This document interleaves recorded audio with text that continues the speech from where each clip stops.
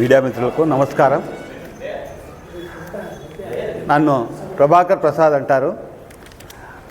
నేను 1983 నుంచి విలేకరిగా పనిచేశాను.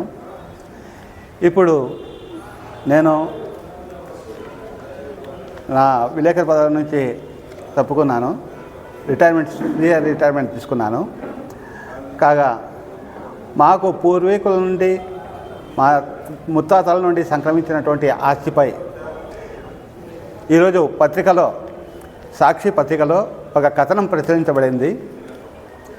అయితే ఆ కథనం ప్రకారం ఎవరికి మాకు ఎలాంటి హక్కు లేదు, అది వేరే వాళ్ళ ఏదో ఆస్తి అంటూ ఏదేదో కథనాలు రాశారు. అయితే 1900 సంవత్సరం నుండి అది ఫక్రుద్దీన్ ఖాన్ అనే ఒక వ్యక్తికి సంబంధించినటువంటి ఆస్తి. అది RH చూపించబడింది. ఇది RH. అది ఫక్రుద్దీన్ ఖాన్ అనే వ్యక్తి పేరు ఉంది. అలాగే దేశంలో భూముల మీద బ్రిటిష్ ప్రభుత్వం రీసెటిల్మెంట్ సర్వే జరిగినప్పుడు అది RSR రికార్డు చేశారు. అప్పుడు కూడా అది ఫక్రుద్దీన్ ఖాన్ పేరుతోనే ఉంది. ఈ RSRను ఎప్పటికీ మార్చేయడానికి వీల్లేదు.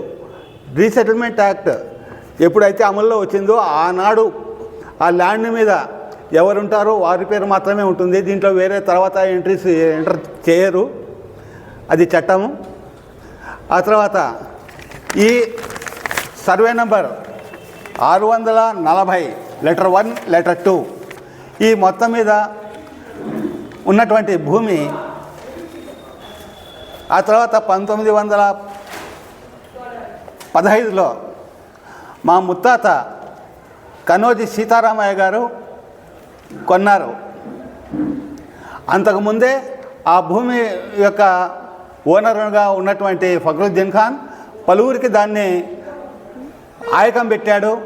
ఆ ఆయకాలు మొత్తము మా ముత్తాత చెల్లిస్తూ ఆ మొత్తాన్ని అదనంగా అమౌంట్ కూడా ఇచ్చి ఆ కాలానికే అంటే 1915 నాటికే దాన్ని కొని సబ్ రిజిస్ట్రార్ ఆఫీస్లో రిజిస్టర్ కూడా చేయించడం జరిగింది. ఆ సబ్ రిజిస్ట్రార్ ఆఫీస్లో రిజిస్టర్ చేయించినటువంటి పత్రం ఇది.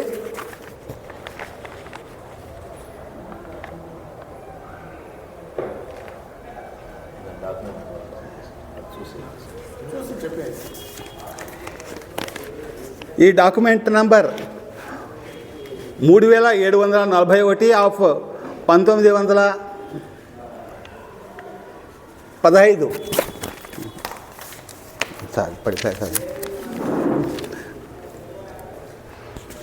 1915లో యొక్క భూమి కొనడం జరిగింది. Document number 1143. ఆ తర్వాత ఆ విధంగా ఫక్రుద్దీన్ ఖాన్ నుంచి మా కుటుంబానికి మా ముత్తాతల చేతికి ఇది భూమి మార్పు చేయబడింది. అంటే కనోజీ సీతారామయ్య అనే మా ముత్తాత గారు ఈ యొక్క భూమిని కొన్నారు. ఆ కొన్నప్పటి నుంచి అది మా కుటుంబ ఆస్తిగా మారి అది తరతరాలుగా ఈ రోజుకు 120 సంవత్సరాల పైబడి ఇది మా స్వాధీన అనుభవంలోనే ఉంది. ఆ తర్వాత ఆనాటి నుంచి ఇది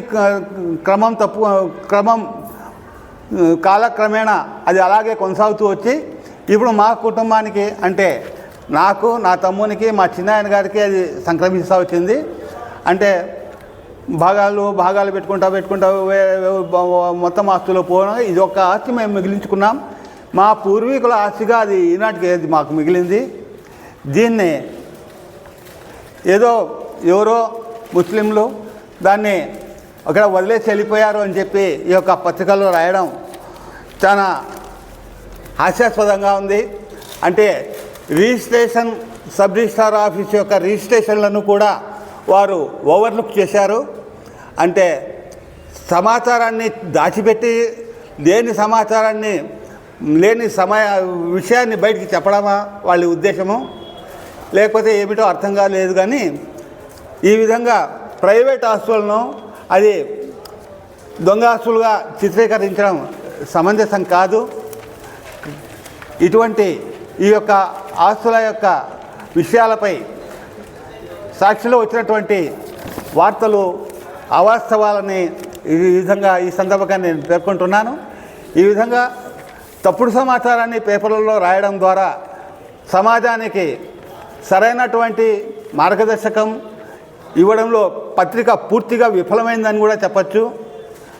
కాబట్టి ఈ విధంగా తప్పుడు సమాచారం మా కుటుంబం మీద రాసినందుకు ఈ పత్రిక మీద, పత్రికా విలేకరుల మీద నేను పరువు నష్టం దావాన్ని కూడా పోవడానికి సిద్ధంగా ఉన్నాను.